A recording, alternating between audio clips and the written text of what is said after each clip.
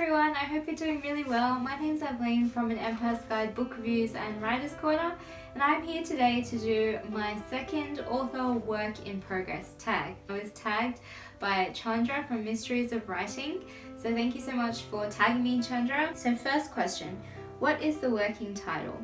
So the working title of this is Chandra and the Creation Stones. Number 2, where did the idea for this novel come from? Basically, it was about the idea of how we treat animals and our view as humans towards animals, and just about how we have kind of different animals for almost different set purposes. Like we have pet animals, and then we have meat animals, and then we have wild animals, and kind of just thinking about this and just thinking about what if there was a society or an individual who was raised and conditioned not to have these beliefs about, you know, what a set animal was, and kind of all animals were grouped under the same category. So number 3, which genre is your work in progress?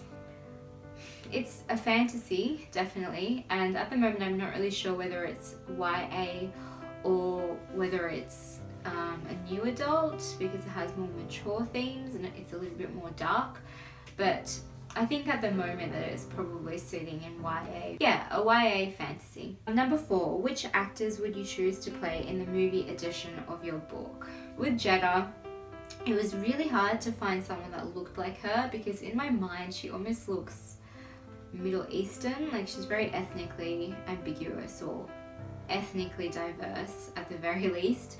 So she's got fair skin and black hair, like black thick curly hair, and I realized when I was looking for actresses to play her that she kind of looks like my best friend Anissa, but younger, who is half Indian and half French. So it's kind of was really hard to find actresses look like her, but at a pinch I like Haley Steinfeld. I think she's a really good actress, and she's probably in the right age range, and she is dark featured, so she could totally just dye her hair black and curl it.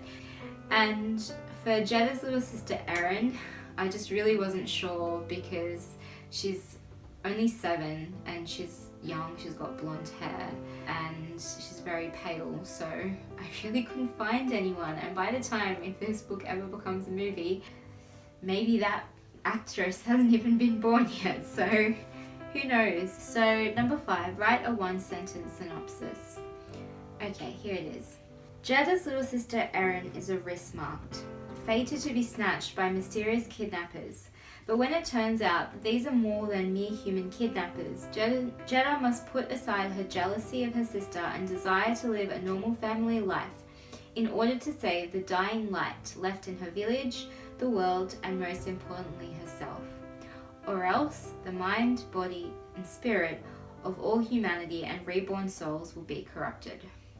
So that is a very long sentence, trying to fit a lot of ideas into that. So number 6, what are your publishing plans for this book? I don't really have any plans so far. I mean, I'm trying to just focus on writing it and getting the first draft out and thinking about that stage when it actually comes. I like the autonomy that self-publishing seems to offer and how much quicker it is compared to traditional publishing, but I also like the fact that you would have more marketing and promotion and a wider distribution channels if you went the traditional publishing route. So not sure, we'll see how I feel. Number 7, how long did it take you to write the first draft? It's still being written. I've written maybe a bit less than a quarter of it. It's probably going to take me longer than my other story, The Orb Seeker, just because there's a lot of big ideas, I suppose. Number 8, what other books would you compare this story to? The Alchemist, that's my favorite book, or The Devil and Miss Prim.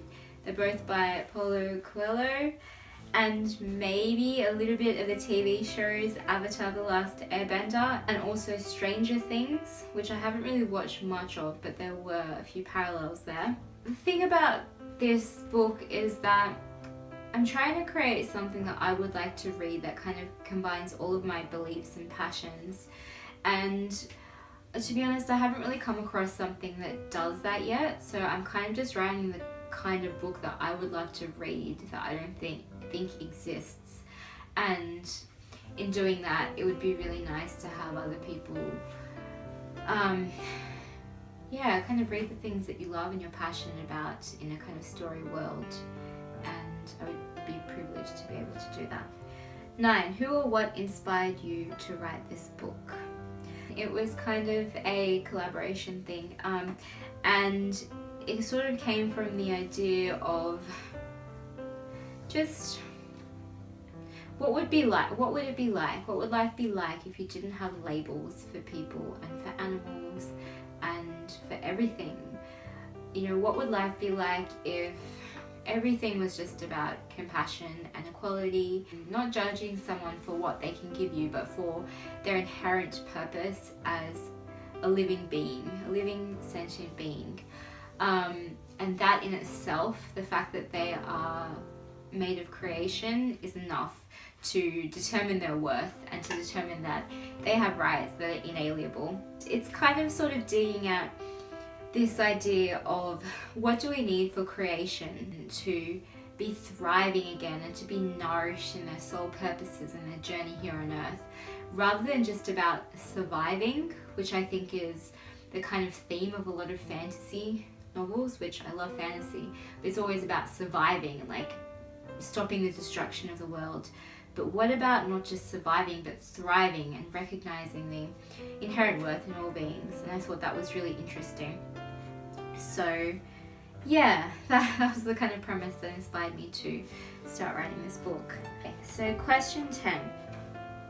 What else about this book might pique a reader's interest? I guess this is a spiritual fiction book, but it's spiritual fiction with fantasy. But there's also, if you're interested in anything to do with past lives and being reborn, Buddhism, meditation, sankharas, if you're familiar with the Buddhist term of sankharas, which is basically like when there's an emotional imbalance, such as a craving or aversion, it creates this kind of trauma, and that trauma has an imprint within our etheric bodies or our aura, and that emotional imprint or trauma, it gets left as an emotional wound called a sankhara, and that sankhara can actually stay with you over the course of successive lives until you learn to neutralize that emotional wound or sankhara. And so this book is about neutralizing a lot of sankharas as well. And it's also about rights. As I said, the rights, inalienable rights of all living beings, and in particular women's rights and animals' rights. So yeah, this is the other book that I'm working on so far. I'm having a lot of fun with it. It's been really interesting and intriguing and liberating to be able to put my ideas onto paper and to know that how I see the world can be shared through story. And it's been really great. So I hope it sounds like something that interests you. If not, that's totally cool. But thank you so much for listening, because that means a lot as well. So thanks again for tagging me, Chandra, and it's really cool that I got to make 2 videos out of this, not just one. So in this video I'm going to tag 2 new people. So I will tag Lisa and Things, formerly known as Portable Magic, who Lisa is an author also of YA middle grade fantasy, I believe. And also I will tag Rachel from Alrighty. And Rachel is also an author and a lover of fantasy, and she's recently returned back to making videos on YouTube after I believe a short break. So it's lovely to have you back on YouTube, Rachel. I was really looking forward to seeing you again and watching your videos. It really brings great solidarity of purpose, I feel, to have so many other lovely authors and fantasy YA authors on BookTube, and it's great that we support each other, and it means a lot to me. So thank you so much for watching. I really appreciate it, and until next time, take care and lots of love. Bye.